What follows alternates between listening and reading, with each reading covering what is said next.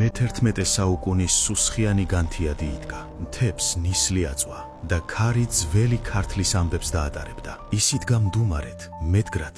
მისი იარაღი არა ხმალი, არამედ გონება იყო. მეფის გვერდით იდგა არა როგორც მსახური, არამედ როგორც აღმზრდელი, რომელმაც დავითს სახელმწიფო მართვის ხელოვნება და სულიერი სიმტკიცე შთააგონა. მისი მზერა იქით იყურებოდა, სადაც სხვები მხოლოდ ნანგრევებს ხედავდნენ. რუის ურბნისის კრებაზე, როცა ეკლესიიდან უღირსნი უნდა განეკვეთათ, სწორედ მან წარმართა სიტყვა. მისი ლოგიკითა და კანონით განიწმინდა ტაძარი და სახელმწიფო ერთ მუშტად შეიკრა. იმ დღიდან იგი იქცა სამეფოს ხერხემლად, წიგნობარ თუხუცესად, რომელიც მეფის ნებასა და სამართალს განასახიერებდა. მისი სტრატეგიით დაიბრუნა ქვეყანამ სამშვილდე და რუსთავი. ყოველი გამარჯვება ჯერ მის გონებაში იხაზებოდა და მერე სრულდებოდა ბრძოლის ველზე. მაგრამ უმთავრესი გამოცდა ჩრდილოეთში ელოდათ.